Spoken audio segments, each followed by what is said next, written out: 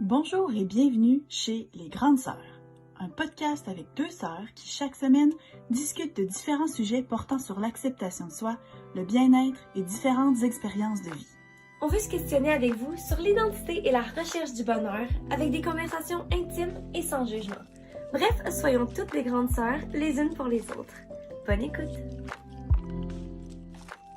Rebonjour et bienvenue au 33e épisode du podcast Les Grandes Sœurs. Salut Marie, comment ça va et de quoi est-ce qu'on parle aujourd'hui? Hello Anso, ça va bien, ça va vraiment bien.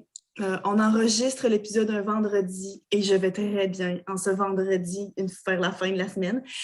Aujourd'hui, on parle de 30 choses que j'ai apprises en 30 ans. Parce que si y en a qui ont suivi sur Instagram dernièrement ou bien qui ont écouté les épisodes précédents, j'espère que oui d'ailleurs, je viens d'avoir 30 ans, ça fait 2 semaines maintenant. Puis, comment tu te sens? Je veux un update sur comment tu te sens à 30 ans. Je me sens vraiment bien. J'ai jamais été quelqu'un qui a bien peur de vieillir. Là. On a déjà établi ça aussi par le passé, là, comparé à, je sais pas trop qui, là, toi. Puis, c'est pas parce que je suis passée à 30 que ça m'a fait différent. Fait que non, je vais très bien, puis j'ai pas eu plus là, de réalisation de « oh my God ». Fait que c'est ça. Mais aujourd'hui, par ton idée, en fait, on va parler de 30 choses que j'ai appris en 30 ans.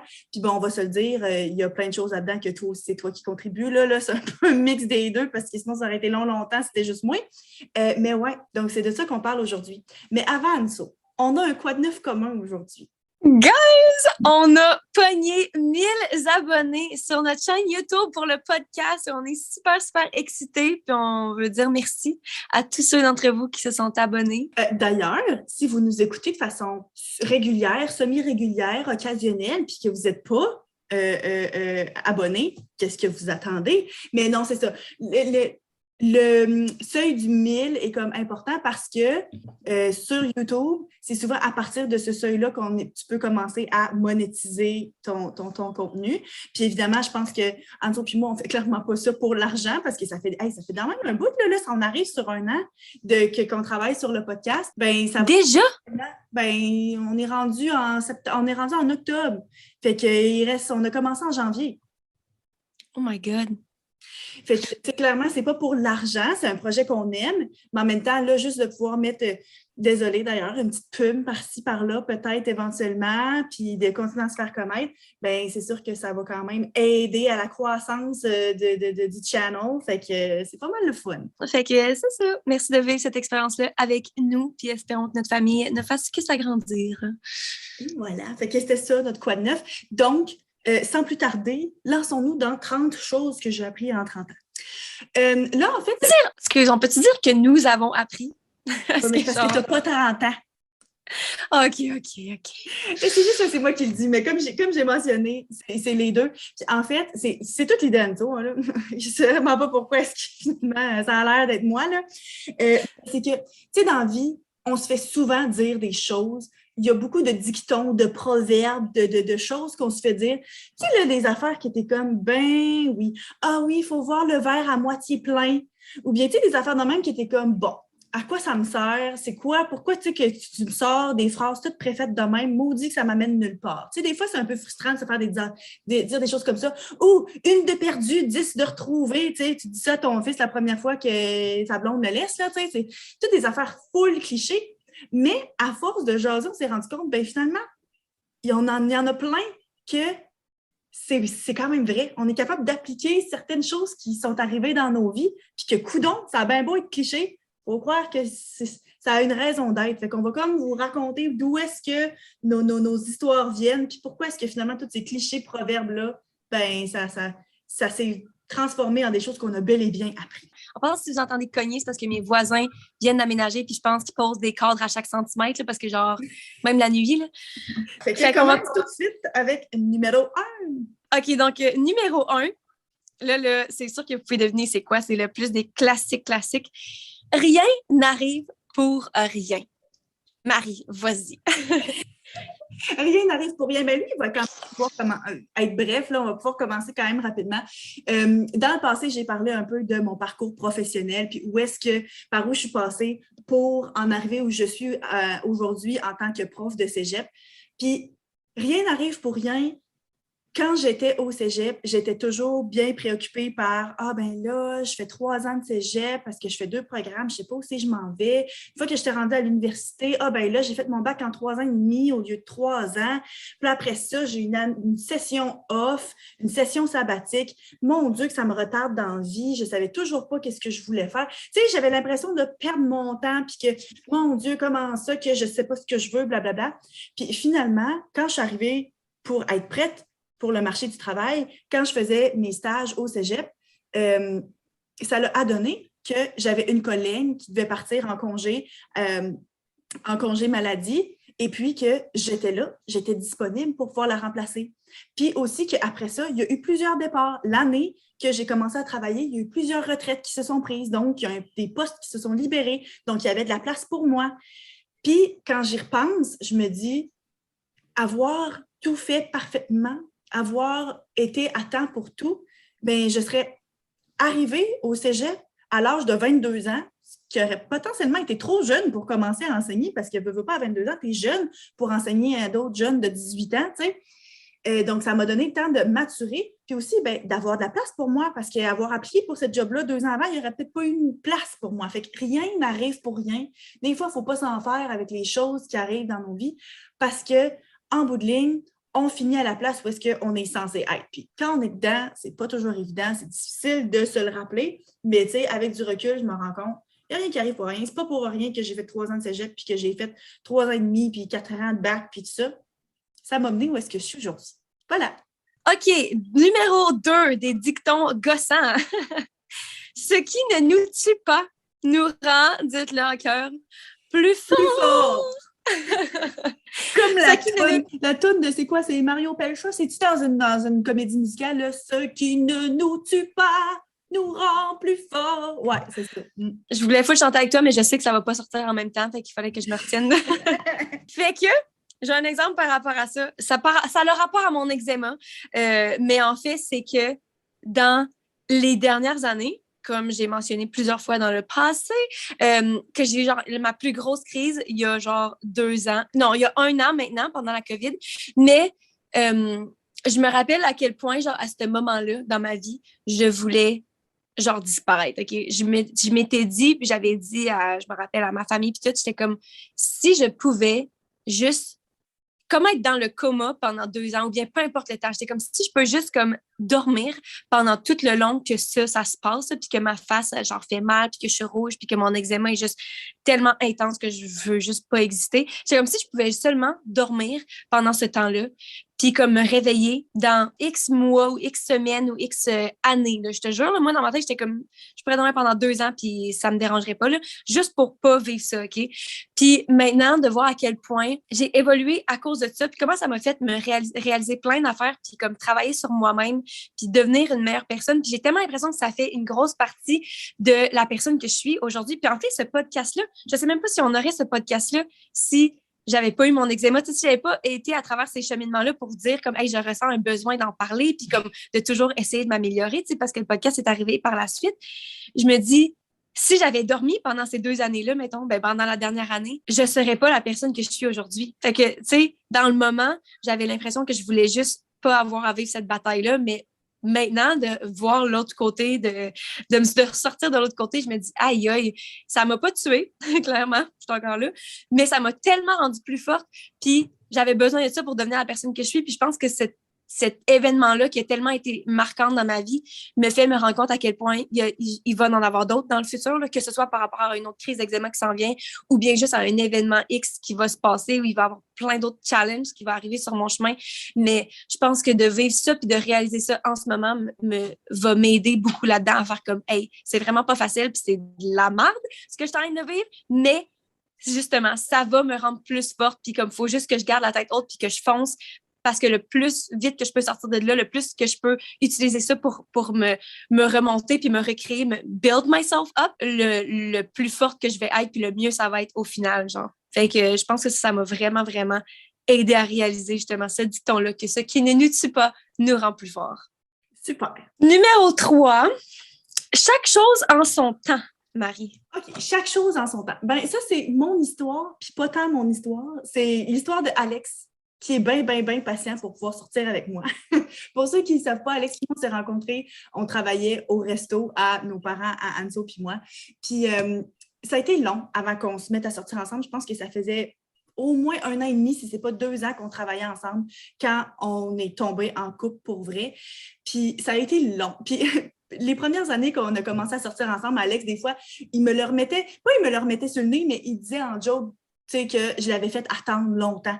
Puis que ça avait été long parce que lui, il a comme réalisé il était intéressé par rapport à moi bien avant que moi, je me réveille puis que moi, je commence à me dire que, oh, il y a du potentiel là, tu sais. Au début, il faisait bien plus me gosser que d'autres choses.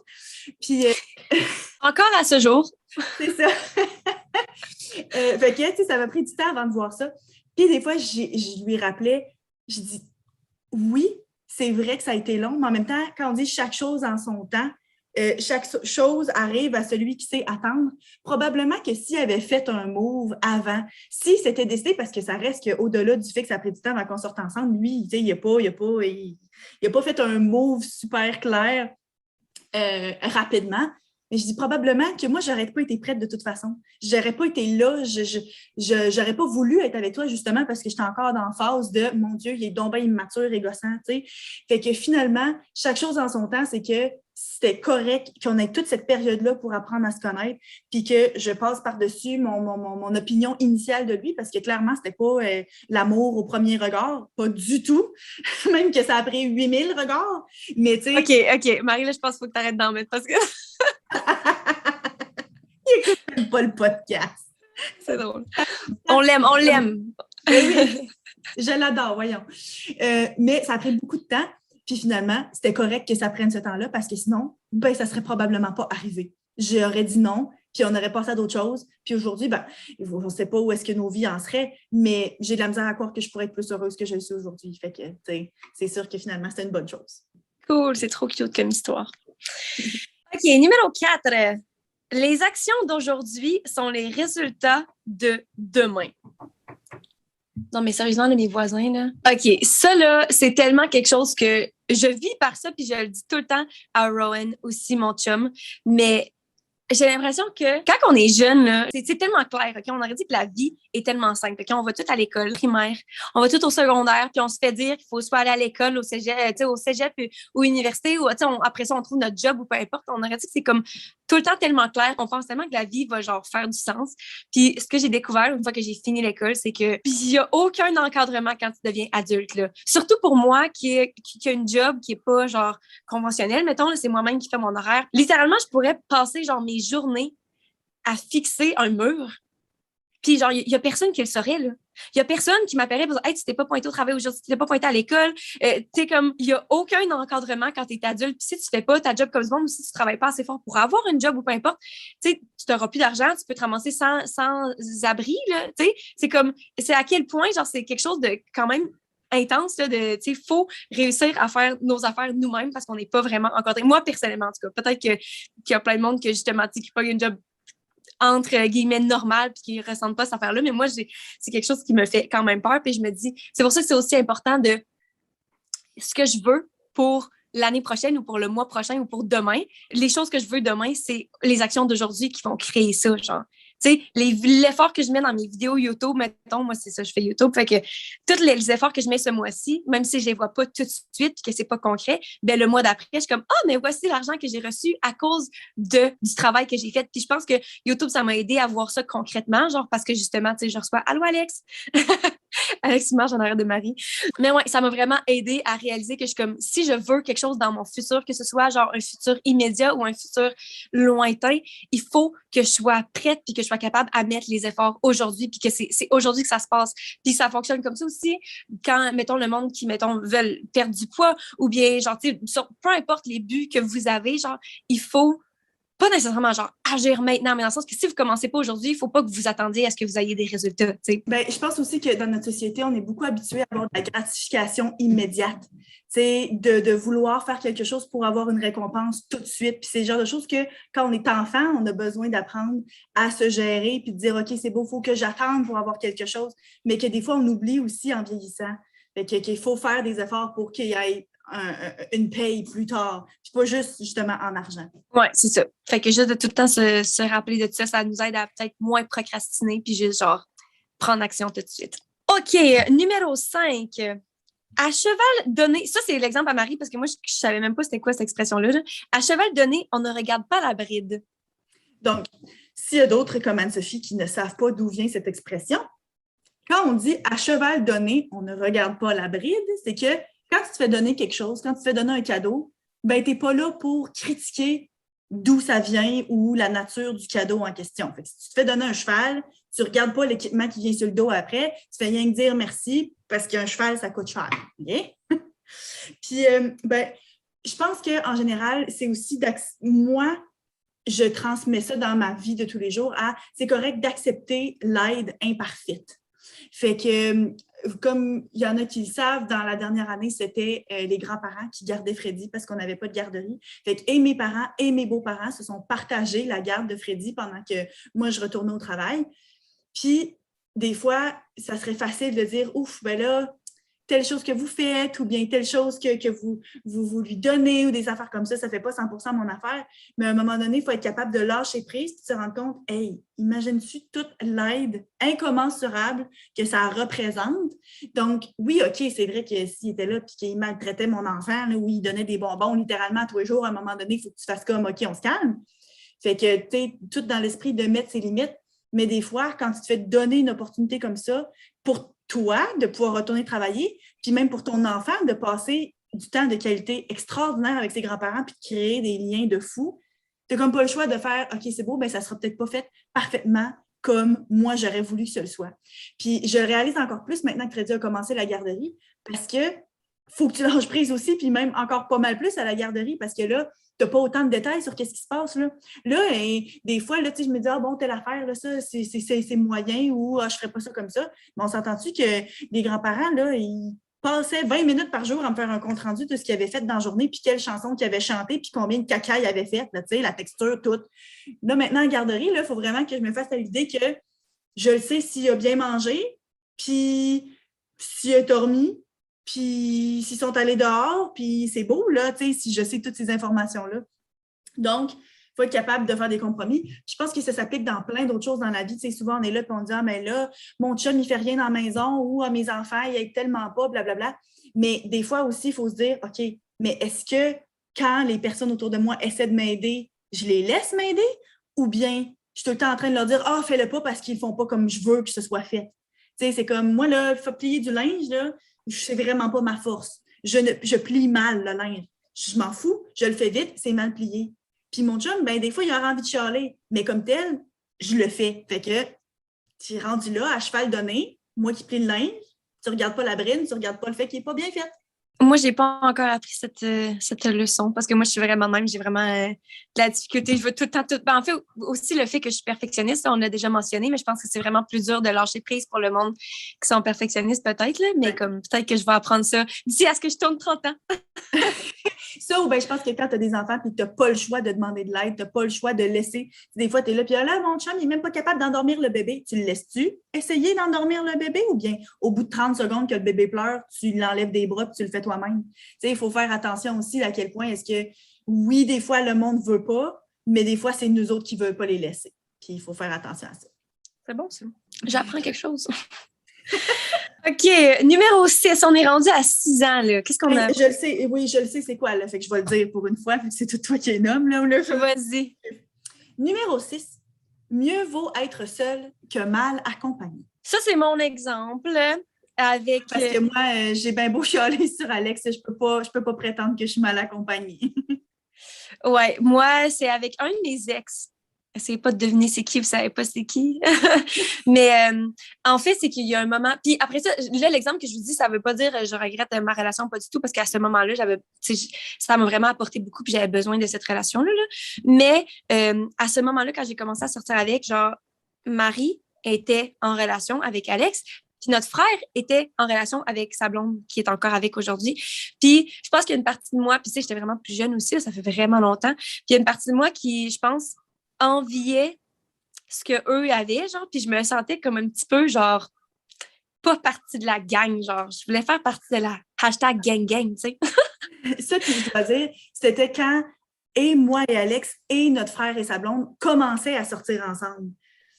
Ouais, c'est ça, c'était comme leur début de relation. Puis, il y a une personne avec qui, justement, j'ai comme commencé une relation, puis je pense qu'avec du recul, je peux voir que je voulais avoir cette relation-là aussi, puis comme ça, on pouvait tous faire des activités ensemble, puis tout. Puis, je pense que je suis restée accrochée avec cette personne-là pendant vraiment longtemps, pendant sûrement plus longtemps que... Pas que j'aurais dû, parce que justement, rien n'arrive pour rien, puis comme ça s'est passé de même, puis c'était bien parfait, là. Mais comme, quand j'y pense, comme, OK, j'étais avec cette personne-là, peut-être pas à 100% pour les bonnes raisons, genre. Puis au final, de me dire, si j'avais été toute seule, peut-être que j'aurais eu différentes opportunités ou que j'aurais rencontré d'autres gens ou peu importe, tu sais, mais que, tu sais, des fois, tu peux rester avec quelqu'un parce que tu as peur d'être seule ou parce que tu as peur de ce que ta famille va penser ou bien parce que, tu sais, il peut tellement avoir beaucoup de raisons pourquoi tu restes accroché à quelqu'un, mais au final, tu es comme, OK, mais si t'es pas à 100% bien avec cette personne-là ou bien, tu sais, justement, que tu es mal accompagné, ça peut fonctionner aussi pour des relations d'amitié aussi. Tu restes ami avec quelqu'un juste parce que tu veux avoir l'air cool ou parce que tu penses que, oh, on a déjà été amis pendant tellement longtemps, je devrais continuer à travailler sur cette relation-là, mais qu'au final, c'est pas mieux parce que, justement, tu peux manquer des opportunités puis tout, ou bien tu peux manquer l'opportunité de te découvrir toi-même puis de passer plus de temps avec toi-même puis de grandir puis de faire, OK, finalement, je veux quelque chose de différent dans une relation future ou quoi. Fait que cette relation-là en particulier m'a vraiment fait me rendre compte à quel point, OK, ça sert à rien de rester avec quelqu'un juste parce que tu es avec quelqu'un, genre, c'est mieux d'être seul que mal accompagné. OK, numéro 7. L'habit ne fait pas le moine. Marie? Ça, c'est comme, faut pas juger un livre par sa couverture, là. C'est vraiment, tu sais, bon, ça aussi, on se le fait dire souvent, qu'il faut pas juger le monde par leurs apparences, bla, bla, bla, bla, bla. Oui.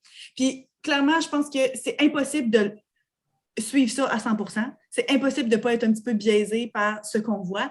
Mais, tu sais, moi, par le passé, j'avais une amie c'était ma meilleure amie dans ce temps-là. Maintenant, malheureusement, on n'est plus dans la vie l'une de l'autre. Puis justement, ça s'est fait naturellement, puis c'est bien correct de même. Mais elle s'était fait un nouveau chum. Puis ce nouveau chum-là, lui puis moi, on avait comme pas full connecté. Tu sais, dans le passé, elle avait eu des chums avec qui je m'étais super bien entendue. Puis là, lui, je sais pas, c'était un petit peu bizarre. On s'entendait pas super bien. Puis à un moment donné, elle m'avait relaté qu'il lui avait dit « Ah ouais, mais tu sais, Marie, on dirait genre... je ne me rappelle pas exactement le mot qu'il avait utilisé, si c'était pute ou prostituée ou en tout cas, bref.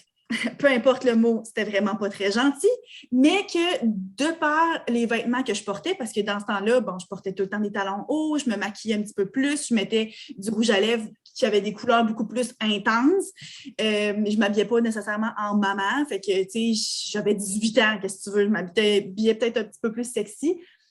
Puis, on dirait qu'il y avait comme un petit peu jugé le genre de personne que j'étais de par les vêtements que je portais.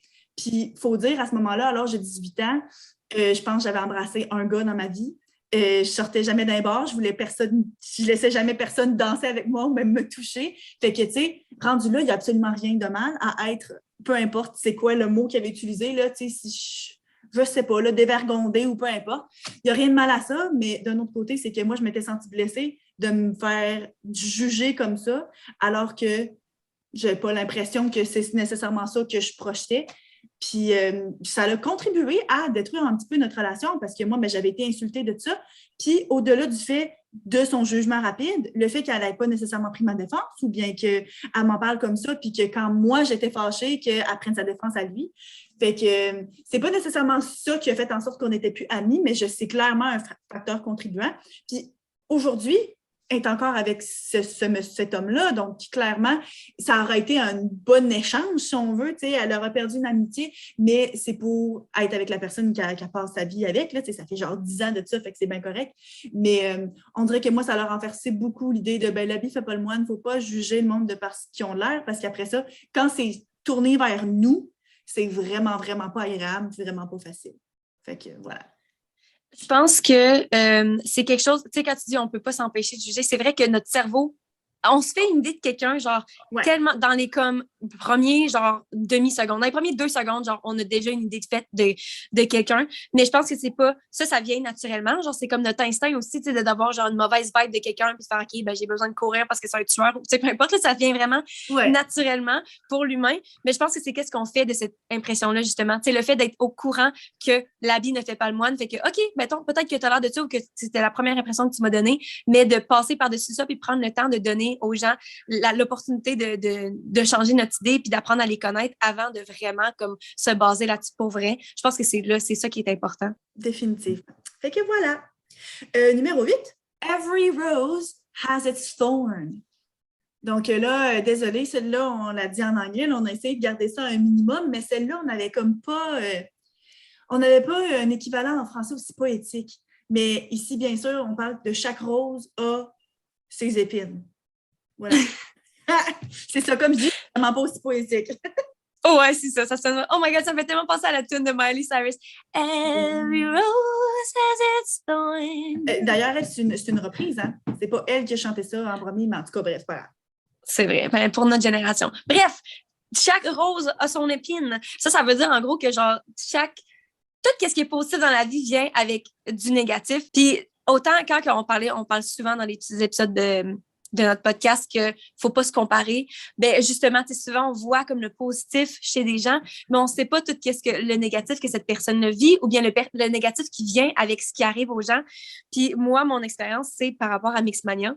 Il me semble que j'en parle full moins maintenant, genre, mais ouais, mon expérience en général de Mixmania, quand que je me dis, en fait, c'est parce qu'on s'est rencontrés, on s'est fait une grosse retrouvaille il y a genre 2 semaines avec le monde de Mix, puis on jasait full, justement, on était comme dans les gros throwbacks, genre, puis on parlait de notre expérience, puis des trucs fous qui nous est arrivés, puis on racontait des affaires qu'on était comme, oh my God, quand on a fait notre premier show, puis à quel point, genre, le monde, là, genre, on était des stars, là, genre, des stars hollywoodiennes au Québec, là. C'était tellement intense à quel point le monde capotait, genre, les jeunes capotaient tellement, puis comme on se racontait plein d'histoires de fous, genre, puis de me rendre compte à quel point il y a plein de monde de l'extérieur qui ont sûrement vu ça, puis de faire « Oh, j'aimerais tellement ça, vivre ça aussi. » Genre, puis moi, si j'avais été à l'extérieur aussi, je me serais dit la même affaire. Au même titre que quand, genre, je vois, mettons, il y a une nouvelle série ou un nouveau film, genre, qui sort, puis je suis comme « Oh my God! » Ça aurait pu être moi, genre, tu sais, comme, je suis comme, oh my God, j'aurais tellement pu être dans ce film-là, mais je savais même pas qu'il y avait des auditions, genre, fait que ça aide pas, là.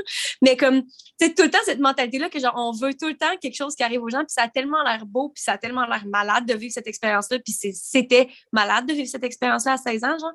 Mais, tout, qu'est-ce qui s'est passé par la suite, puis à quel point il y a eu tellement des côtés négatifs par rapport à ça, genre le fait que je me sois fait intimider sur des réseaux sociaux, ou bien le fait que genre, j'ai tout perdu confiance en moi, puis que, genre, les attentes que je me mettais, puis les attentes que les gens avaient envers moi aussi après ça étaient tellement hautes, puis j'avais tellement pas l'impression que j'allais être capable d'être à la hauteur, genre, puis ça m'a tellement détruit après Mixmania. En fait, ça m'a tellement amené haut, puis ça m'a comme droppé après ça, puis je suis tellement arrivée bas, puis arrivée en bas, ça m'a brisé aussi. C'est comme, il a tellement fallu des années, genre, pour que je remette toutes les pièces ensemble, puis que finalement, encore une fois, tu sais, là, maintenant, je regrette absolument rien, genre, puis je pense que ça fait une énorme partie de mon cheminement puis de la personne que je suis aujourd'hui, mais de me dire à quel point il y a tout ce monde-là qui ont voulu, qui ont envié cette expérience-là, qui savent pas à quel point il y a eu des côtés négatifs aussi, puis de juste faire attention puis d'être conscient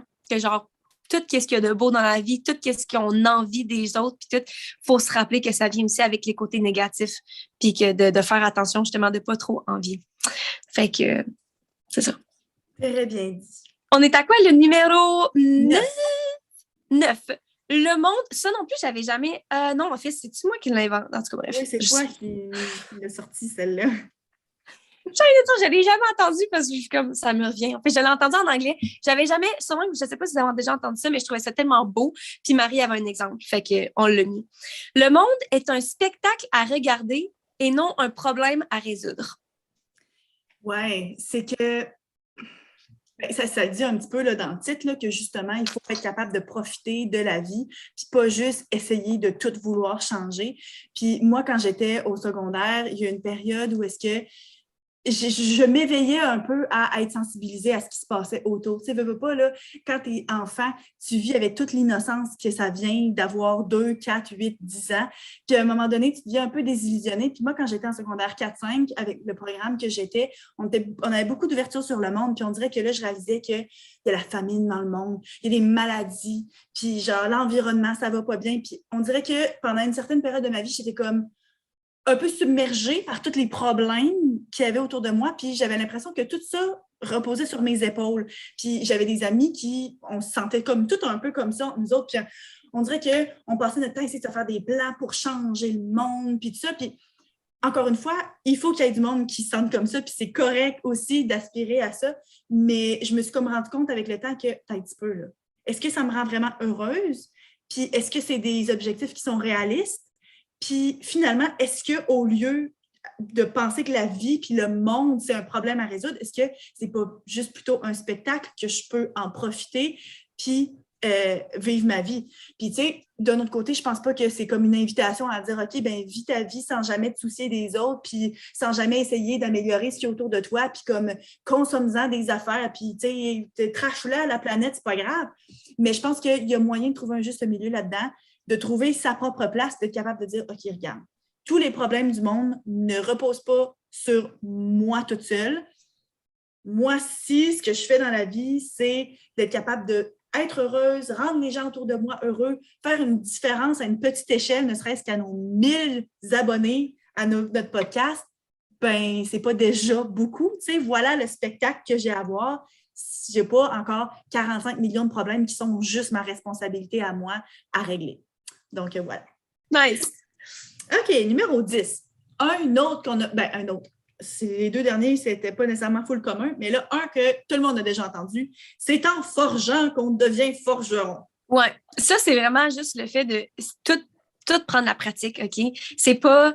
Même avec genre un instrument de musique ou un art ou une job, il y a personne qui va être super bon. Oui, il y a certaines personnes qui sont genre surdouées, mais ça reste qu'il faut pratiquer genre pour ça rendre là. Puis moi, mon exemple, c'est Marie, en fait, qui m'a rappelé cette partie-là de ma vie, parce que la fois que j'oublie, genre, mais c'est que pour ceux qui le savent pas, guys, j'ai fait du karaté toute ma jeunesse, genre vraiment toute ma... J'ai commencé, je savais même pas j'avais quel âge, mais dans le sens que j'ai eu ma ceinture noire à 13 ans, OK?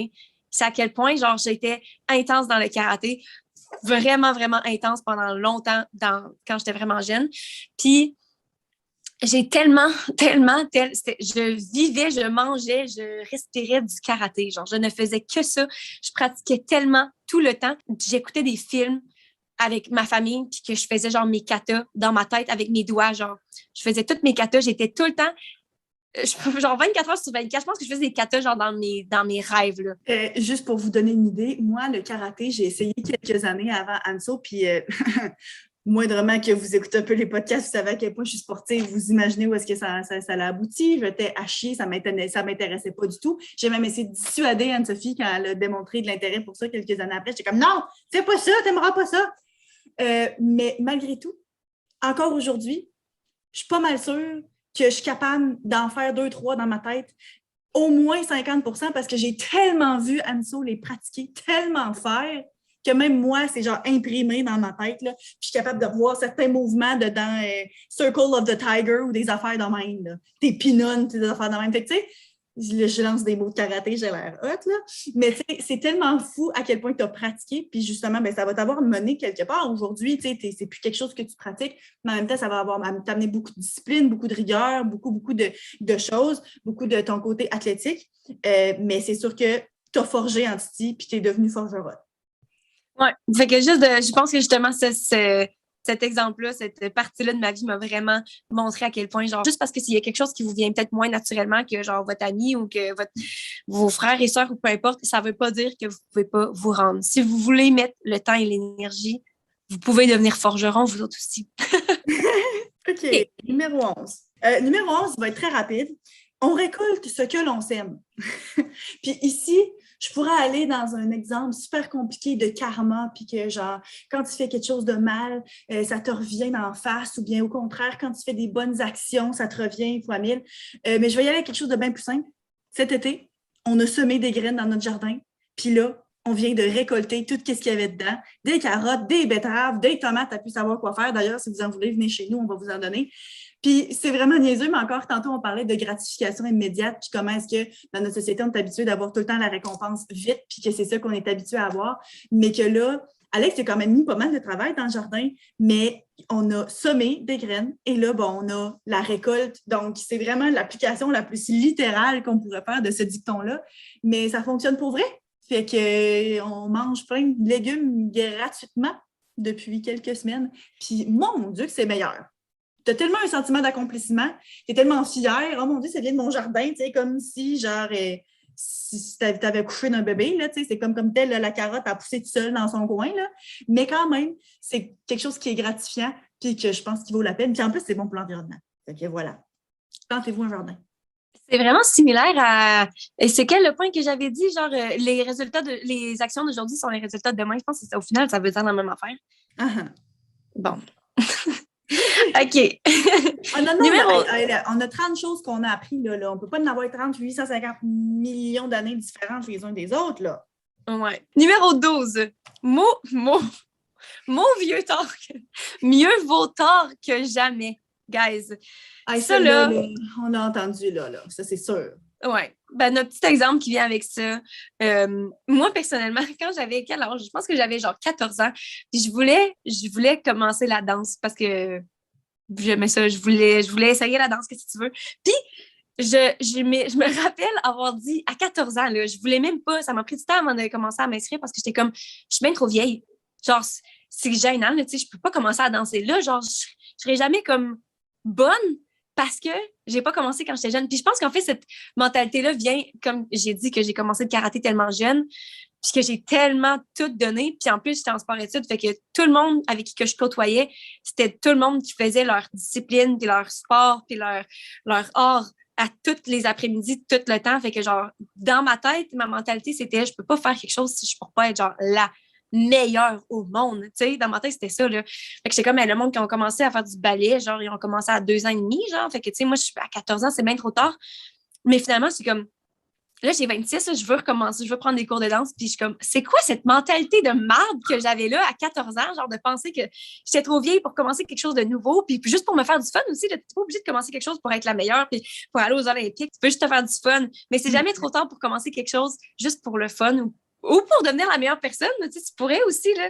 Pourquoi je commençais pas à danser là, puis genre forger, puis devenir forgeron? Mais bref, et ça me fait penser aussi, on a commencé à prendre des cours de chant, on était quand même bien. Moi, j'étais en secondaire 4, toi, tu étais comme en secondaire 1, 2. Puis quand on est arrivé à l'école de musique, on était nouvelles, puis tout le monde se connaissait parce que c'était une petite école de musique. Puis quand le monde était comme, ouais, qu'est-ce que vous commencez? Puis on était comme le chant. T'es comme, ouais, OK, c'est vrai, ça a du bon sens parce qu'apparemment que du chant, c'est le genre de choses que tu peux apprendre un peu plus sur le tard. Et t'es comme, si ça avait été du piano, il aurait été vraiment trop tard. Comme si à l'âge de 16 ans, de commencer à jouer au piano, ça aurait été si dramatique que ça. OK, si je veux devenir Mozart, peut-être qu'il aurait fallu que je commence avant. Mais comme il y a tellement de belles choses à faire dans l'apprentissage d'un instrument qui n'est pas obligé d'être fait à un âge ou à un autre. Fait que, tu sais, rendu là, on s'en fout, là. Numéro 13. L'herbe est plus verte chez le voisin. Ça aussi, on se le fait souvent dire. Puis on en a même déjà un petit peu parlé du fait que des fois, on regarde ce que d'autres gens ont l'air d'avoir dans une relation ou bien tu vois quelqu'un d'autre qui t'intéresse puis que, oh mon Dieu, ça a donc bien l'air plus hot. Mais moi, mon histoire, c'est plus par rapport à la carrière. Puis j'ai quelqu'un dans mon entourage qui avait une job depuis plusieurs années. Puis la job était correcte, ça se passait bien, mais la personne s'est laissée tenter par autre chose qui avait l'air plus vert, justement, chez le voisin. Puis aujourd'hui, je pense pas nécessairement que c'était genre une bonne ou une mauvaise décision. Rendu là, c'est difficile à dire. Puis je suis pas en train de dire que justement, il aurait fallu absolument que cette personne-là reste dans la job qu'elle avait initialement, mais clairement, elle a échangé 4,30 sous pour une pièce. C'était pas nécessairement vraiment mieux. Puis tous les changements que ça a dû occasionner, puis l'inconfort, puis toutes ces affaires-là, ben encore une fois, comme je dis, je ne sais pas si c'était la bonne décision ou pas. Puis rendu là, ben la vie, le temps nous le dira parce que peut-être que justement, elle va rééchanger la pièce qu'elle a pour 4 autres 30 sous, puis ces 4,30 sous-là vont être pas mal mieux. Là. Mais des fois, il faut vraiment se poser la question, est-ce que je me laisse séduire par quelque chose qui n'est pas nécessairement vraiment mieux, juste parce que ça a l'air sexy et invitant et nouveau?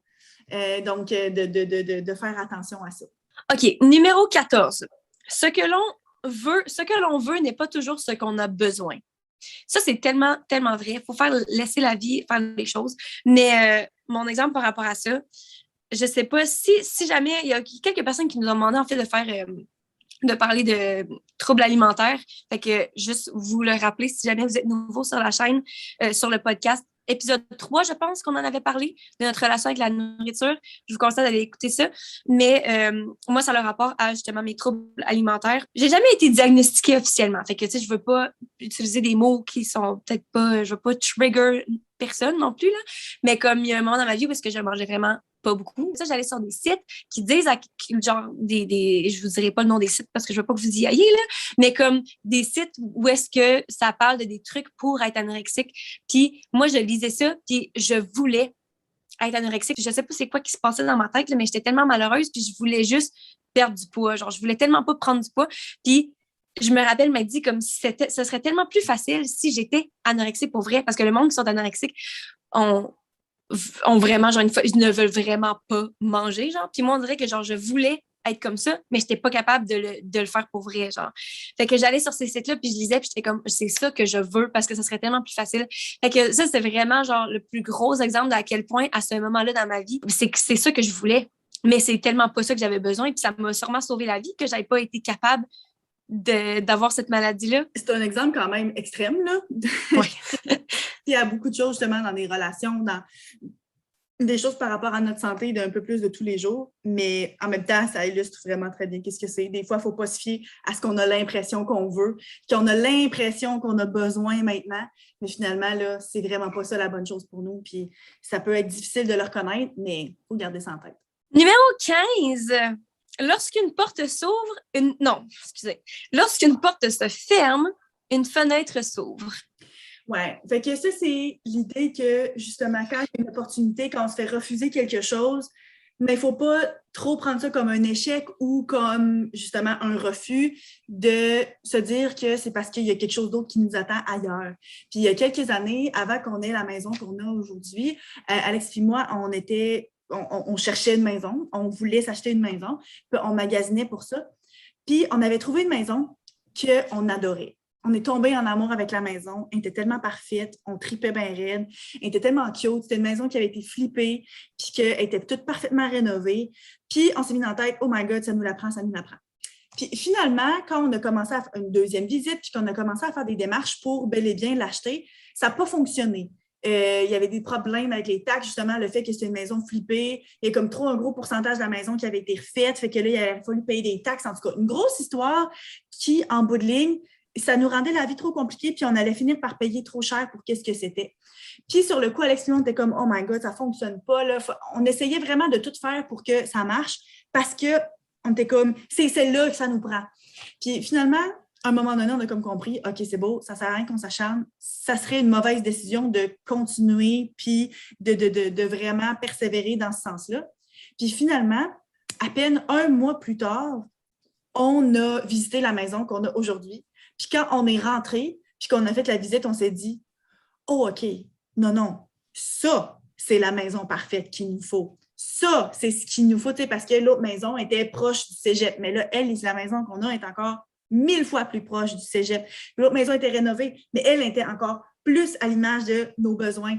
Fait que finalement, tu sais, sur le coup, moi, j'avais vraiment pris ça dur. Puis quand on avait visité des maisons entre les deux, j'étais genre full pessimiste parce que c'était jamais aussi beau, puis c'était jamais aussi parfait que la première place qu'on était tombé en amour. Parce que la première place, ça, c'était littéralement la première maison qu'on avait visitée, là, tu sais.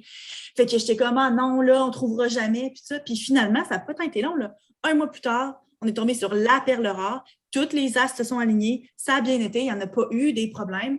Puis finalement, ben, tu sais, quand j'y repense, oui, on aurait été bien heureux dans cette maison-là, mais comme, où est-ce qu'on est en ce moment? C'est 1000 fois mieux pour nous autres. Donc, des fois, c'est mieux de se faire dire non pour qu'il y ait une autre opportunité, qu'il y ait une autre chose qui est encore mieux pour nous, qui ait le temps de se présenter. Numéro 16.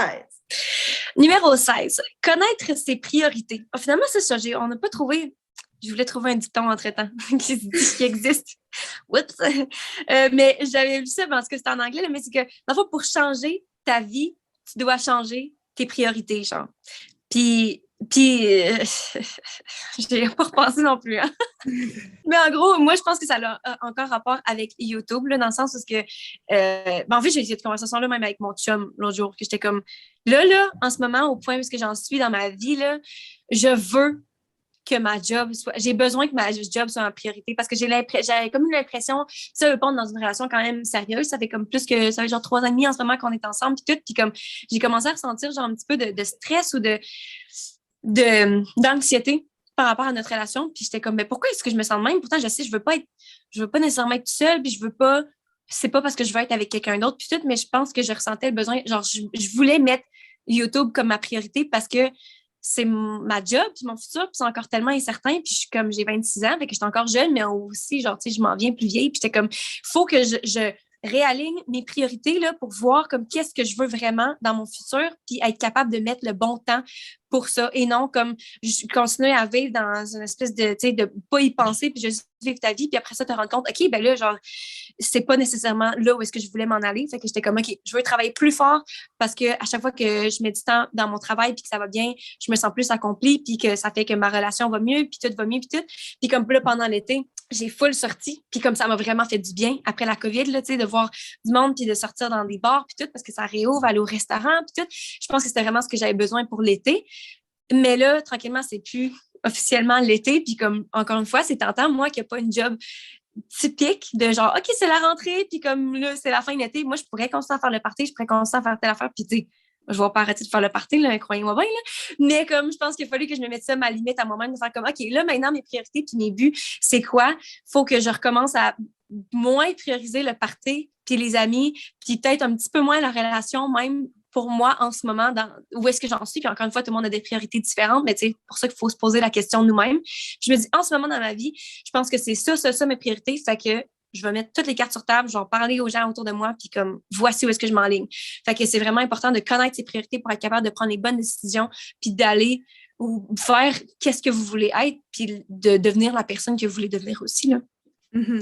Juste tantôt, on a pris une mini-pause, puis Rowan est rentré, puis il t'a proposé quelqu'un des amis qui veut faire un 5 à 7, puis t'as comme fait « Ah oui, ça me tente. Ah, mais il faut que j'enregistre une vidéo. » Tu sais, la priorité, tu l'as remis clairement dans ta tête, donc c'est plus facile pour toi de refuser, tu sais. Voilà. Exactement. Ouais. Okay. On est à quel numéro? OK, 17. À vouloir trop avoir, on perd tout. Ouais. Mais ça, c'est drôle, finalement. Juste après, il faut être capable de mettre des priorités, mais comme tel, ça revient un petit peu à la même chose. Tu sais, des fois, on a beaucoup d'aspirations, on a beaucoup de choses qu'on veut dans la vie, puis c'est correct, justement, de dire, OK, il faut forger pour devenir forgeron, blablabla. C'est correct d'avoir des grosses aspirations, mais des fois aussi, il faut être réaliste par rapport à ce qui est possible d'être fait. Puis, je viens juste d'avoir un exemple avec une maison, mais il y a quelqu'un dans notre entourage qui pense à avoir une maison ou se faire construire ou des choses comme ça.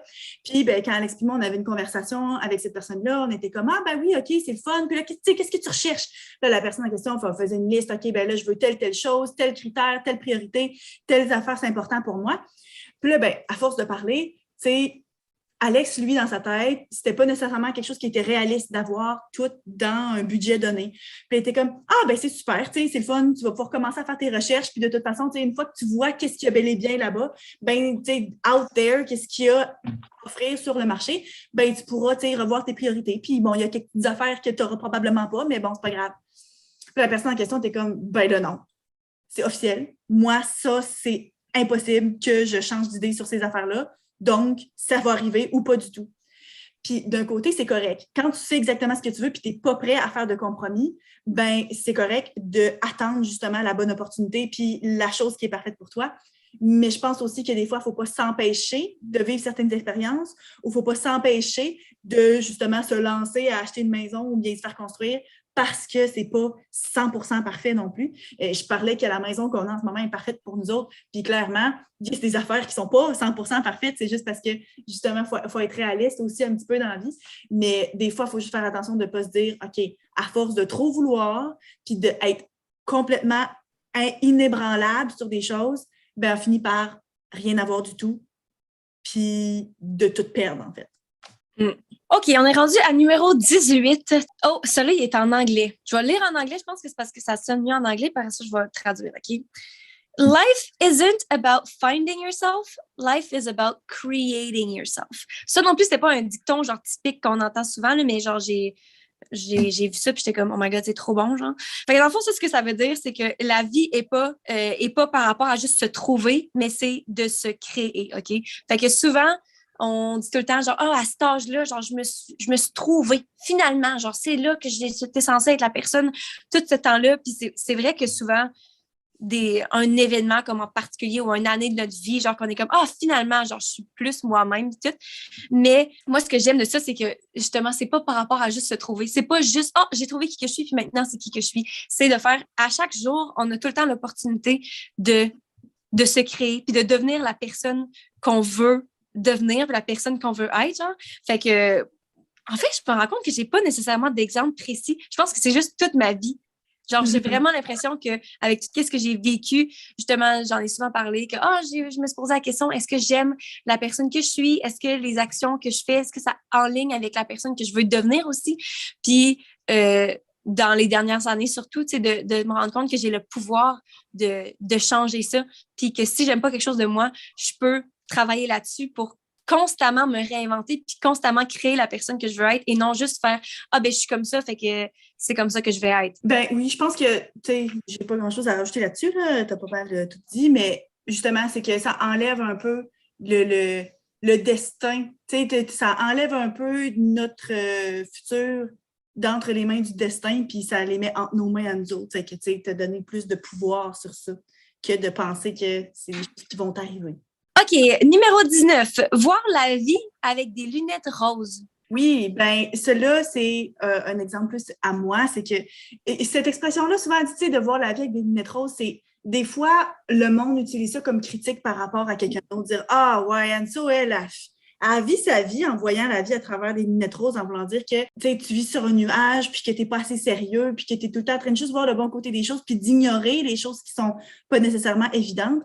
Mais en même temps, moi, j'ai envie de revirer ça puis de dire non, c'est correct de mettre des lunettes roses puis de voir la vie genre plus en couleur puis de s'émerveiller. Puis depuis que j'ai Freddy, mon garçon, si vous ne savez pas, là, vous êtes nouveau, c'est sûr, mais je pense que c'est de réapprendre à voir la vie à travers les yeux d'un enfant. Tu sais, à la place de mettre les lunettes, là, de voir la vie à travers lui, il découvre tout pour la première fois. Fait que, tu sais, des affaires tellement anodines qui fait, là, ces temps-ci, il a commencé à aller sur le pot.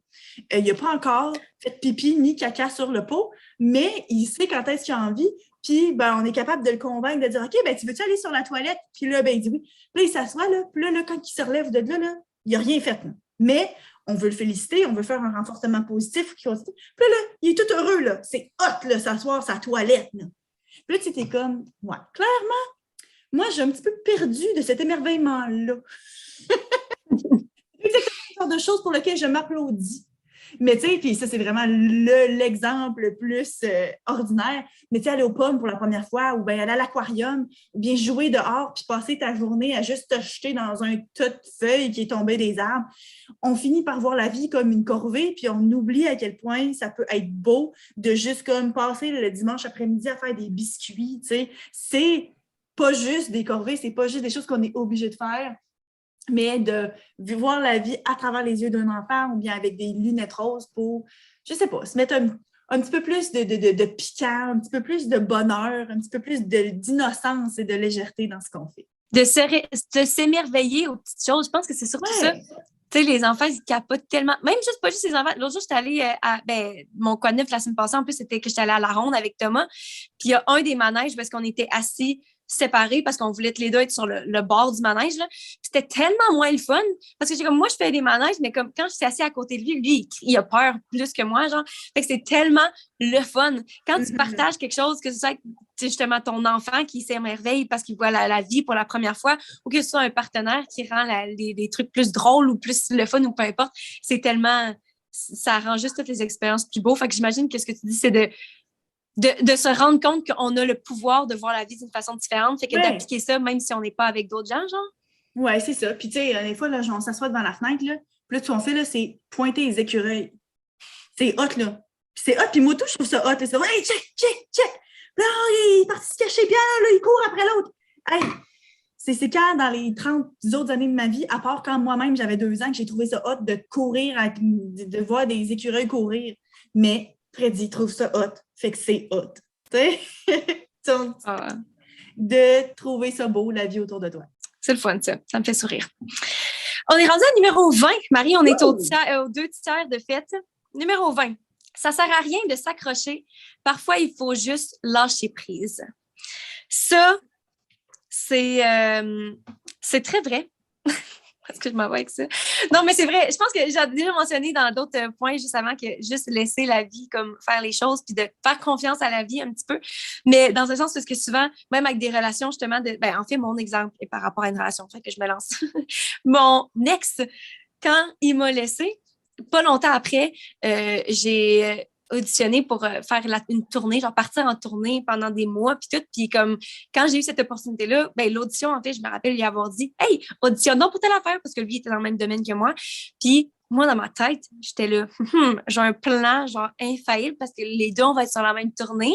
Fait que là, clairement, genre, on va retomber en amour, puis comme, il me laissera pas. C'est triste. Mais c'est ça mon plan, genre, tu sais. Puis je sais pas si finalement il n'a pas auditionné ou il n'a pas été choisi ou peu importe, mais comme cette année-là de ma vie où est-ce que j'étais en tournée m'a tellement aidée à passer à d'autres choses, à voir que je voulais plus être avec lui, que finalement j'étais comme contente qu'il m'ait laissé, tu sais, avoir une autre opportunité, à rencontrer du nouveau monde, à juste faire le deuil de cette relation-là. Puis je me dis, si il avait été sur cette tournée-là, sûrement que ça n'aurait pas été comme mon plan, ça serait sûrement pas déroulé comme prévu, là. Qui sait, peut-être qu'il se serait pogné genre une autre fille dans la tournée puis j'aurais été tellement jalouse. Hey, c'est que maintenant je pense comme oh my god, ça aurait pu être un désastre, là. Fait que, tu sais, de me dire, j'ai voulu comme contrôler le futur puis contrôler ma relation avec lui, tu sais, j'étais trop juste là-dedans puis je voulais trop avoir d'emprise sur mon futur puis ma relation qu'au final, tout s'est passé pour le mieux puis genre une chance que c'était comme ça, genre. Fait que je me dis de pas essayer d'avoir tout le temps le contrôle, mais juste let it go, tu sais, de lâcher prise. Let it go. Ouais, puis de pas tout le temps voir les choses, genre, comme étant comme positif ou négatif, de faire comme, OK, ça m'arrive, puis genre, regarde. En fait, j'ai un exemple là-dessus. J'ai entendu ça il y a pas longtemps, c'était une histoire, je sais pas si je vais le dire comme du monde, OK, mais c'était genre une petite histoire sur un vieux monsieur, OK? Un vieux monsieur qui a genre on va dire une ferme, OK? Ça commence pas bien, je me rappelle déjà pas c'est quoi le contexte, mais en tout cas, le monsieur a des chevaux, OK? Puis il y a un cheval, une journée, qui quitte, genre, qui s'enfuit. Puis les voisins étaient comme, sans vont le voir, puis c'est comme, ah, c'est donc bien triste, genre que, tu sais, c'est donc bien plate que ton cheval soit parti. Puis il dit, peut-être. Puis là, quelques jours après, le cheval revient avec d'autres chevaux. C'est comme si c'était fait des amis chevaux. En tout cas, il revient à son maître. Puis là, tout le monde, les voisins sont comme « Oh my God, mais c'est donc bien le fun! Genre, c'est malade que ton cheval ait ramené d'autres chevaux. Tu sais, là, t'as plus de cheval. » Fait qu'il dit « Peut-être. » Puis là, pas longtemps après, son fils, à lui, embarque sur un des chevals, tu sais, pour les traîner ou peu importe, genre. Puis il tombe du cheval, ou je sais pas, le cheval s'en va, part en courant, peu importe c'est quoi, genre, puis il se casse un pied. Fait que là, tout le monde sont comme, oh my God, c'est donc bien dommage, genre, blablabla. Puis il dit, peut-être. Ta face qui est genre, ça s'en va où ça? Ah ben, je le vois où ça s'en va, là, c'est juste. Puis là, comme pas longtemps après, il y a une guerre, fait que là, genre, le gouvernement passe, puis il recrute tout le monde, puis là, il voit que le fils a la patte cassée, fait qu'ils sont comme, bon, ben, clairement, on peut pas te recruter. Fait que là, tout le monde est comme, oh my God, mais c'est malade que, genre, c'est donc bien chanceux, genre, c'est une bonne chance. Puis il dit, peut-être. Fait que, tu sais, c'est comme tout le fait, il n'y a pas de fin à l'histoire, en fait, mais c'est ça pourrait continuer longtemps, j'ai l'impression. Ouais, mais c'est par rapport à une mentalité à avoir de faire comme, tu sais, justement, ça s'est passé, mettons, il m'a laissé, puis de faire comme, c'est la fin du monde, ou peut-être que vous pourriez perdre une job, puis que dans le moment, c'est littéralement la pire affaire au monde, puis que tu te raccroches à qu'est-ce que tu as, puis tu paniques, mais qu'au final, ça pourrait être la meilleure chose qui peut pas t'arriver, puis tu sais pas, tu sais juste pas. Fait que, tu sais, de laisser les choses aller, de lâcher prise, puis de juste voir où est-ce que ça te mène, parce que tu ne sais pas si ça c'est peut-être positif, peut-être négatif, mais l'histoire nous le dira, tu sais. Mais... Bref, on ne le sait pas.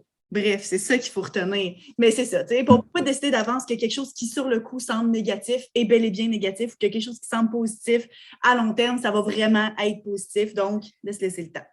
C'est ça, tu sais, de laisser... Ben, parce que le dicton, c'est de... Non, mais c'est de lâcher prise, de ne pas s'accrocher. Mais c'est ça. Oui, mais c'est parce que des fois, tu t'accroches à ce qui se passe à toi, puis tu essaies de tout contrôler, puis dans le fond, c'est pas la meilleure chose qui peut arriver. Fait que, tu sais, juste, s'il y a quelque chose qui arrive, c'est pas pour rien. Ben non, dans le fond, ça revient à rien n'arrive pas à rien. OK, passons à d'autres choses. Numéro 21. Il faut apprendre de ses erreurs. Ouais, il faut être capable des fois de reconnaître qu'on a fait une erreur parce que je pense que c'est ça qui est le plus difficile. Apprendre comme tel, c'est une chose, mais moi, je me rends compte que c'est des fois d'admettre parce que c'est pas le fun de dire à quelqu'un d'autre « Ah ouais, t'avais raison ». C'est facile de dire « Ouais, je te l'avais dit », puis de se rendre compte qu'on a bel et bien fait une erreur. Puis moi, mettons, dans les dernières semaines, j'ai décidé d'utiliser une semaine de cours pour rencontrer mes étudiants individuellement. Parce qu'ils ont écrit une histoire, puis à place de donner du feedback en général, j'ai décidé, OK, c'est beau, je ne donnerai pas de cours, mais je vais prendre le temps de les rencontrer un à un pour regarder cette histoire-là un à un, puis leur donner du feedback un à un. Mais j'avais comme sous-estimé le temps que ça me prendrait parce qu'un cours de 3 heures, c'est impossible pour moi de rencontrer 36 étudiants. Donc, je me suis rajoutée proche de 20 heures de travail dans ma semaine. Puis, dans une semaine qui, normalement, aurait déjà été chargée parce qu'il faut que je corrige ces histoires-là avant de pouvoir donner du feedback. Donc, je me suis ramassée à la semaine dernière à avoir une semaine incroyablement chargée que je n'ai pas à en voir le bout, sérieusement. Là, c'était quand même stressant. Puis, il y avait d'autres choses aussi dans ma vie qui se passaient qui rajoutaient un peu comme au facteur de stress. Puis là, ben, Alex, il était là, puis il était comme, t'aurais pas dû faire ça, t'aurais pas dû faire ça. Puis à un moment donné, j'ai fait, oui, je sais, t'as raison, j'ai fait une erreur, mais à un moment donné, là, le mal est fait, il faut que j'assume les conséquences. Mais là, ce que je sais qu'il va falloir que je fasse, c'est que maintenant que j'ai admis que c'était pas une bonne idée, il va falloir que j'apprenne. Puis que la prochaine fois, quand l'envie va me pogner de faire ça, de ne pas me laisser retenter par cette erreur-là, parce que même si ça va avoir été bénéfique, puis que oui, c'était une bonne chose à faire, ma santé mentale pendant une semaine, là, ça allait pas très, très bien. C'était trop, j'avais pas le temps de rien faire. Donc, faut que c'est quelque chose que, dans le fond, je n'ai pas encore appliqué, mais que le fait d'en parler, j'espère que ça va faire en sorte que ça va me forcer à le faire. Mais la prochaine fois, là, quand je me pogne de faire ça, là, je suis mieux d'apprendre de mon erreur et de ne pas le refaire. Mais c'est sûr que c'est pas facile d'admettre que, c'est sûr que là, moi, là, je pourrais sortir 15 arguments. Oui, mais pour les étudiants, c'est bon, puis oui, oui, mais à un moment donné, si ça avait été pire que ça, considérant le fait que je suis enceinte de 25 semaines, de plein d'autres choses, ça aurait pu finir par être une très, très mauvaise chose pour tout le monde à long terme. Donc, à faire attention. Puis, je suis mieux d'essayer de m'en rappeler puis d'apprendre de mon erreur. Cool. Numéro 22. Se foutre de l'opinion des autres. Bon, là, ça, j'espère qu'on n'a pas trop une longue histoire parce qu'au nombre de fois qu'on en a parlé, ben, moi, j'ai appris ça de mon chum, en fait. Je pense que c'est vraiment lui qui m'a aidée parce que, mettons, toute ma vie avant ça, genre, je mettais l'importance sur l'opinion que les autres allaient avoir de moi. Mais quand j'ai rencontré mon chum, il est tellement pas comme ça. Genre, il est tellement pas comme l'homme typique que tu pourrais penser, genre, puis tu sais, ça revient à la masculinité toxique, là, quand on parle que les hommes ont beaucoup de pression de la société pour être d'une certaine façon ou d'agir ou d'être masculin, puis de pas pleurer, puis tout. Mon chum est littéralement tout le contraire de ça, genre, puis il est juste lui-même. Puis c'était un des trucs que j'ai remarqué en premier chez lui, puis j'étais comme, j'ai tellement admiré ça, qu'il soit lui-même, puis qu'il s'en foute de peut-être pas avoir, genre, les attributs les plus typiques d'un homme, puis je suis comme, moi, personnellement, c'est ce que ça dit. Vous devriez le voir danser. Sérieusement, il s'en fout de l'opinion des autres, sinon jamais qu'il mettrait le pied sur un dance floor. Oh non, mais il est tellement cute, puis comme, c'est ça, j'admire tellement ça de lui, puis je pense que c'est une des attributs qu'il a fait. Hey, moi, je veux, genre, apprendre à connaître cette personne-là parce que j'admirais ça, puis j'étais comme, je veux être autour de... J'aime ça m'entourer de des gens que j'admire, puis comme, tu sais, pour apprendre ça moi-même, genre. Puis je pense que vraiment, ça a fonctionné parce que maintenant... Tu sais, mettons être dans le métro, là. Avant, là, je marchais, j'étais tout le temps, genre, tout parfaitement préparée. Puis c'est correct aussi, ça fait partie de mon passé, puis tout, là. Mais comme, c'est tout le temps en talons, tout le temps bien habillée, tout le temps, il fallait pas que j'ai un cheveu. Je faisais de l'anxiété sur comment est-ce que mes cheveux ont l'air, est-ce que mon maquillage est parfait, puis tout. Puis c'était comme... Il fallait tout le temps que j'aie l'air fierce, il fallait que j'avais l'air sérieuse, mystérieuse. C'était tout le kit. On aurait dit que ça faisait partie de ma personnalité puis de mon personnage un petit peu que j'utilisais pour comme me défendre, genre pour me cacher derrière ça parce que j'étais aussi peu confiante en moi. Puis maintenant, genre à force de me tenir avec lui puis qu'il a tellement l'air d'un con, genre il fait tellement des conneries. Puis là, les deux s'est rendu qu'on fait des conneries ensemble puis on rit tellement ensemble puis genre c'est rendu que quand on est dans les lieux publics ensemble, mon cerveau pense pas à genre qu'est-ce que le monde pense. Je suis juste dans le moment, genre je suis en train de moi-même juste avoir du fun, tu sais.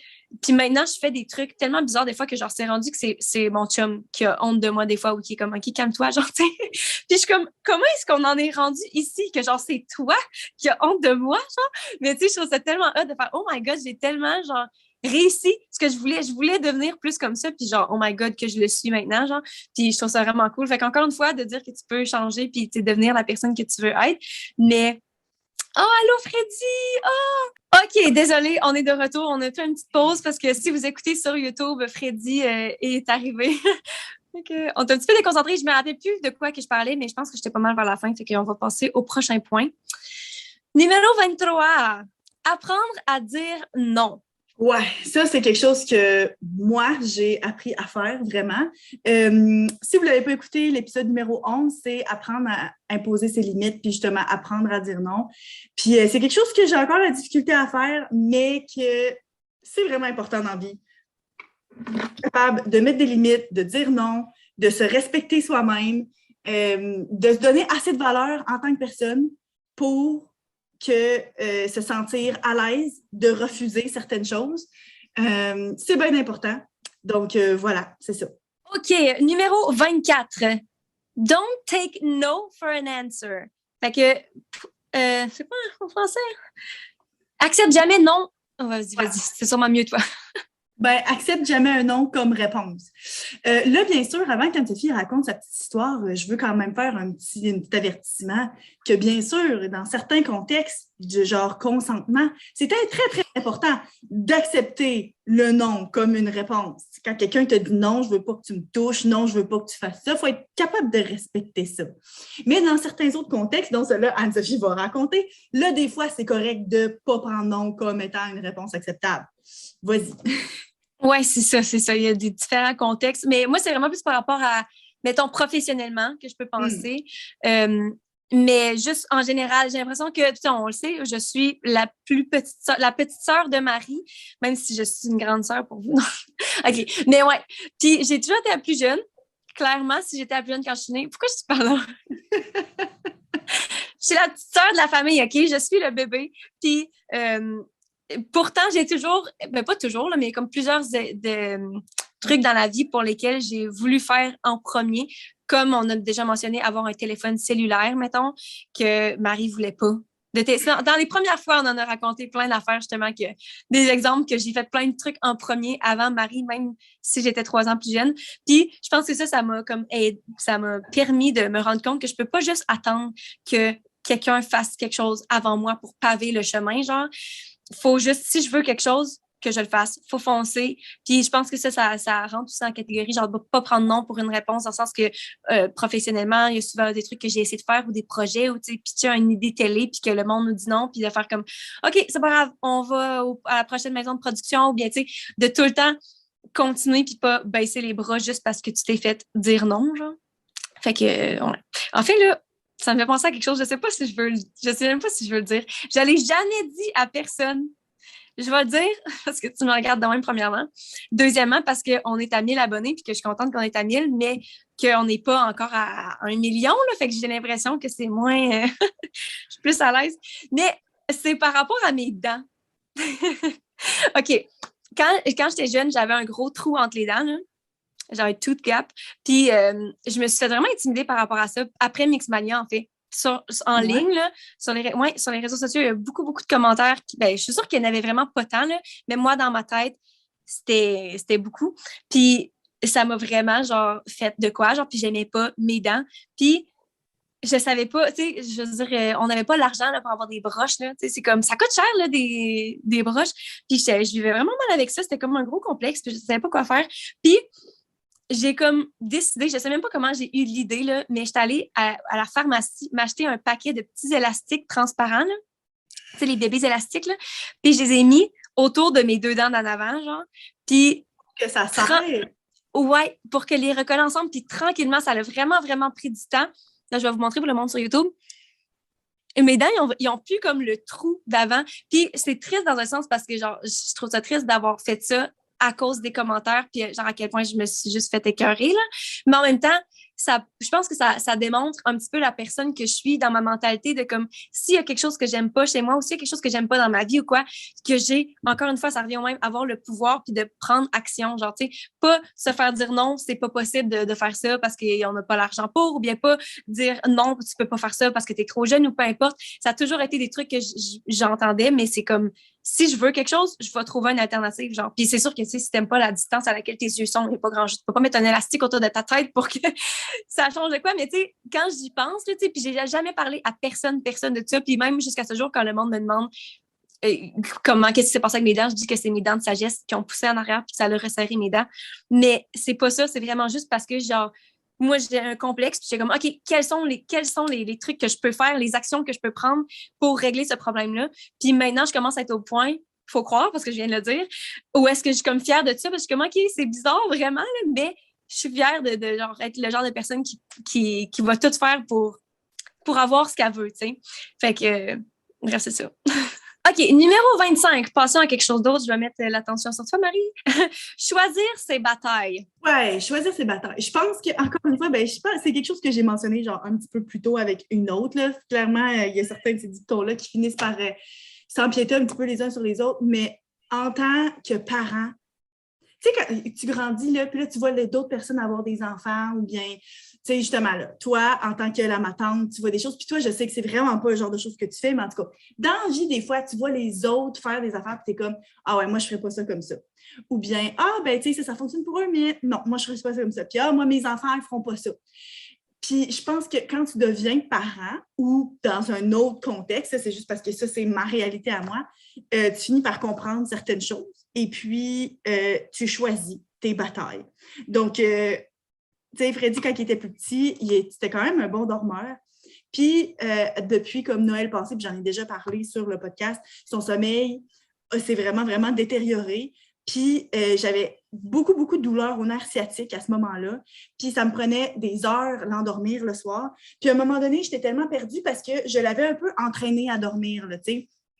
Quand il y avait 8 mois, j'avais fait certaines techniques pour l'aider à s'endormir par lui-même, des choses comme ça, certaines choses que beaucoup de parents ne sont pas d'accord avec de faire.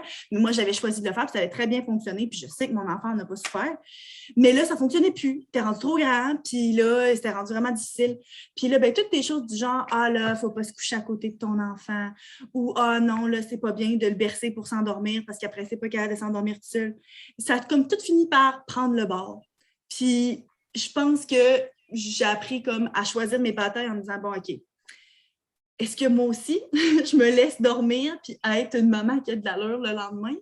Ou est-ce que, genre, je persévère dans mes convictions puis je me laisse pas, genre, apprendre de mes erreurs ou peu importe pour, comme, me prouver un point à moi-même? Puis pour plein d'affaires comme ça, je pense que tout le monde peut choisir ses priorités. Je reviens sur plein d'autres affaires qu'on a déjà dit, mais tu sais, de revoir tes priorités. Puis finalement, pendant plusieurs mois, je me suis couchée à côté de lui pour l'endormir. Maintenant, je le berce pour l'endormir. Ça m'arrive encore quand il se réveille. Là, il dort de mieux en mieux, mais ça arrive encore une fois de temps en temps qu'il se réveille en plein milieu de la nuit et qu'il est difficile à rendormir. Ça m'arrive encore de me coucher à côté de lui puis faire du cododo. Puis c'est une bataille que j'ai plus l'impression d'avoir perdue parce que je ne le vois plus comme une bataille, même si au début, j'ai vécu beaucoup de moments de frustration parce que je n'avais pas le contrôle sur son sommeil, ni le contrôle sur des fois à quel point je venais frustrée de ne pas être capable de contrôler son sommeil. Mais c'est ça, j'ai comme lâché prise. C'est vraiment un point synthèse en ce moment. J'ai choisi ma bataille, puis maintenant, c'est comme j'ai vraiment plus fait la paix avec ça. Puis ça va vraiment, vraiment mieux. Puis est-ce que son sommeil s'est amélioré depuis que moi, j'ai chillé avec ça, puis que j'ai arrêté de capoter? Je ne sais pas.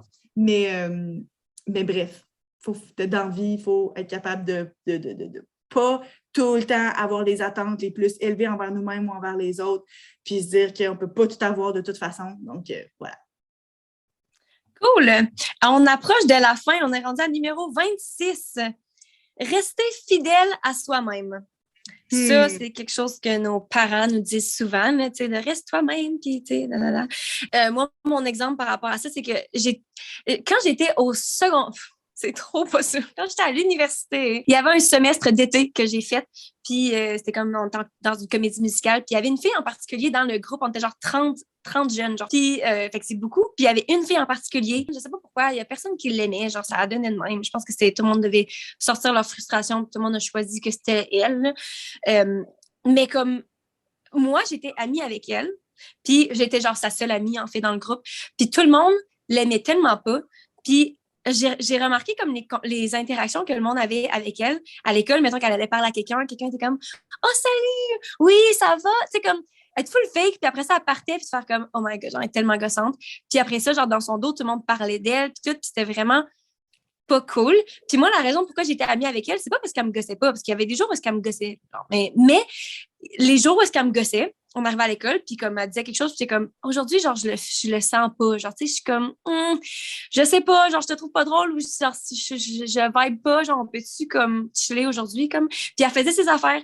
Puis ça faisait que j'avais jamais besoin de mentir. Genre, moi, j'ai tellement de la difficulté, en plus, à mentir, puis c'est drôle parce que j'ai étudié en théâtre. Littéralement, c'est ça, là, c'est censé faire assemblant, genre, tout le temps, là, tu sais. Mais dans la vraie vie, je suis incapable de faire assemblant que je suis contente, que je suis heureuse, que j'aime quelqu'un, que peu importe, genre, incapable. Puis, ce qui fait qu'avec cette personne-là, quand j'étais dans un bon mood, puis qu'on s'entendait bien, puis tout allait bien, ben j'étais fine avec, puis qu'on était amis, puis il y a des journées où est-ce que, genre, je filais pas ou qu'elle me gossait, puis je lui disais en pleine face, puis comme, non, aujourd'hui, tu me gosses, genre, peux-tu ne pas faire ça? Puis, ça pourrait sembler tellement rude de dire ça dans la face de quelqu'un, mais je pense qu'elle, pour elle, c'était tellement juste, elle était juste reconnaissante que je sois honnête. Genre, tu sais, le monde ressent ça. Genre, au lieu de faire comme, hey, t'es fake dans ma face, tu fais semblant de m'aimer, mais après ça, tu parles derrière mon dos. Non, t'es fine avec moi. Puis quand t'as pas tu ressens pas, genre, la capacité d'être fine, tu me le dis, puis genre, on passe pas la journée ensemble. Fait que comme ça m'a vraiment montré à quel point, genre, c'est tellement mieux d'être honnête envers soi-même, puis de juste être soi-même, puis de pas faire assemblant, puis de faire comme si, puis le monde va tellement plus respecter ça. Numéro 27, il faut pas faire ce qu'on aime, mais aimer ce qu'on fait. Faut pas faire ce qu'on aime, mais aimer ce qu'on a à faire. Ça, c'est pas tant un de nos dictons à nous, mais depuis qu'on est toute jeune, c'est quelque chose que notre mère applique dans sa vie de tous les jours. Puis, elle, dans le fond, l'histoire derrière ça, c'est que quand elle est arrivée au Canada, pour ceux qui ne savent pas, notre mère est d'origine vietnamienne, puis elle est arrivée au Canada quand elle avait une douzaine d'années. Puis c'est quelque chose qu'elle avait lu quand elle a commencé à apprendre le français, puis elle ne comprenait pas ce que ça voulait dire. Mais pour une raison déterminée, cette phrase-là est comme restée dans sa tête. Elle avait écrit dans son cahier, puis elle le relisait tout le temps. Puis à un moment donné, à force de lire, puis à force de progresser en français, elle a fini par comprendre ce que ça voulait dire. Puis elle s'est comme rendue compte, surtout que pour elle, c'était pas nécessairement évident. Tu sais, toute l'adaptation qu'elle a eu à faire, tout le travail qu'elle a eu à faire par rapport à l'apprentissage du français, puis de se rendre compte, faut pas faire ce qu'on aime, mais aimer ce qu'on a à faire. C'est sûr que pour ce qui est de des décisions par rapport à ta vie, par rapport à ta carrière, tu sais, il faut dans la vie suivre ses rêves puis poursuivre certaines choses. Mais tu sais, dans la vie de tous les jours, c'est pas vrai que tu peux toujours faire juste ce que tu aimes. C'est pas vrai que tu peux jamais faire la vaisselle, puis c'est pas vrai que c'est tout le temps rose d'avoir des enfants ou bien que la job que tu as, qui, oui, fit avec tes rêves, va tout le temps être parfaite. Mais il faut apprendre à aimer ce que tu as à faire, les choses que tu n'as pas le choix, les choses qui se présentent sur ton chemin, puis que apprendre le français quand tu arrives au Canada ou au Québec, tu n'as pas le choix. Mais à un moment donné, il faut que tu essaies de trouver ce qu'il y a de beau là-dedans, d'essayer de trouver ton bonheur là-dedans, puis d'apprendre à aimer ce que tu n'as pas le choix de faire pour être heureux. Parce que sinon, tu vas chialer tout le long, ça ne te fera pas plus plaisir. Ça va probablement te prendre le quadruple du temps que ça t'aurait pris. Puis, en bout de ligne, tu n'es pas satisfait avec ta vie ou avec le résultat. Donc, c'est ça. Pas toujours dire, OK, c'est beau, ben, je vais tout le temps commencer par qu'est-ce que ça me tente le plus de faire, puis t'es repoussé à plus tard, puis procrastiner. Apprends à aimer ce que tu as à faire. Sois conscient des étapes par lesquelles il faut que tu passes. Puis, à la fin, tu vas te ramasser à être peut-être plus heureux, à faire des petites choses de la vie, justement, parce que tu prends conscience qu'il y a des bons côtés, puis il y a des bons résultats, puis que ça fait partie de la vie de passer par là. Ben oui, parce que c'est toute une question de perspective au final. Là, on en parle souvent. Là, c'est une façon de comment tu réagis aux choses parce qu'il y a des trucs que tu peux pas changer, mais comment tu réagis, ça, tu peux changer. Fait que c'est un petit peu comme ça, en fond, les trucs que tu es obligé, ben, aussi bien être positif par rapport à ça que négatif parce que le truc, au final, ça va être le même résultat, mais tout le trajet pour se rendre peut être complètement différent. Oui, puis tu sais, moi, là, l'exemple le plus niaiseux, là, faire la vaisselle. C'est jamais excitant de faire la vaisselle. Ça ne tente jamais. Non? C'est bizarre, pourtant, moi, j'adore ça. Tu sais, le résultat, c'est pas genre « Ah, ça y est, tu sais, ça me tentait pas, mais c'est tellement satisfaisant ou quoi. » C'est pas tant satisfaisant, c'est pas comme si ça allait te permettre de faire d'autres choses à part pouvoir recommencer à la salir. Tu sais, c'est pas excitant. Mais en même temps, si à chaque fois que tu fais la vaisselle, c'est c'est de la merde, ça me tente pas. Si à la place, ce que tu fais, c'est que tu te mets de la musique dans le tapis puis tu danses en faisant la vaisselle ou que justement tu installes ton fils pour qu'il patauge dans l'eau à côté de toi pour se faire du fun ou bien que tu te mets une vidéo ou un podcast pour écouter, pour t'instruire en même temps, bien finalement, le moment passe plus vite. Finalement, ça devient un moment de fun. Finalement, ça fait un moment de connexion avec quelqu'un d'autre. Puis ça peut être positif, mais c'est toi, la façon dont tu réagis, la façon dont tu approches le problème, la pile de vaisselle sale, dégueulasse qui te fait chier, bien, c'est ça qui va influencer le résultat, puis comment tu te sens à la fin. Cool. Numéro 28.